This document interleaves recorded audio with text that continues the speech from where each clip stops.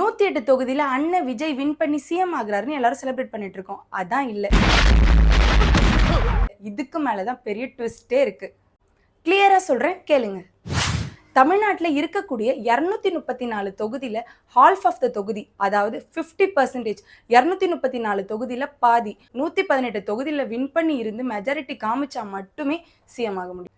TVK தலைவர் விஜய் 108 தொகுதியில win பண்ணியிருக்காரு. அப்போ பேலன்ஸ் 10 எம்எல்ஏவை அதர் பார்ட்டில இருந்து சேர்த்துக்கலாமா? அப்படி பண்ணா அது violation of anti defection law, அவங்களுடைய பதவியே போயிடும். அப்போ விஜய் சிஎம் ஆகணும்னா அலையன்ஸ் மட்டும் தான் பாசிபிள். ஏடிஎம்கே, டிஎம்கே, காங்கிரஸ் கூடலாம் அலையன்ஸ் வச்சுக்கலாம். ஆனா அந்த கட்சியில இருக்கக்கூடிய 2/3 எம்எல்ஏஸ் அக்ரி பண்ணியிருக்கணும். புரியுற மாதிரி சொல்லணும்னா 30 எம்எல்ஏல 20 எம்எல்ஏ அக்ரி பண்ணியிருந்தா மட்டும்தான் அது பாசிபிள். இதுல இன்னொரு ட்விஸ்டும் இருக்கு. Impossible alliance. டிஎம்கே கிட்ட இருக்க 70+ தொகுதியும் ஏடிஎம்கே கிட்ட இருக்க 50+ தொகுதியும் சேர்த்து ஒன்னா அலையன்ஸ் வச்சு மெஜாரிட்டி காமிச்சிட்டா இந்த பார்ட்டில ஒரு ஆள் தான் சிஎம். யாருமே அலையன்ஸ்க்கு போகல அப்படின்னா பிரசிடென்ட் ரீஎலெக்ஷன் கண்டக்ட் பண்ணுவாங்க.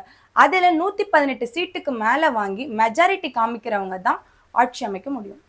டிவிகே கூட்டணி வைக்குமா, இல்ல ஏடிஎம்கே டிஎம்கே கூட்டணி வைக்குமா, இல்ல ரீஎலெக்ஷன் நடந்தா நல்லா இருக்குமான்னு கமெண்ட் உங்களோட ஒப்பீனியனை சொல்லுங்க. வெயிட் பண்ணி பார்க்கலாம்.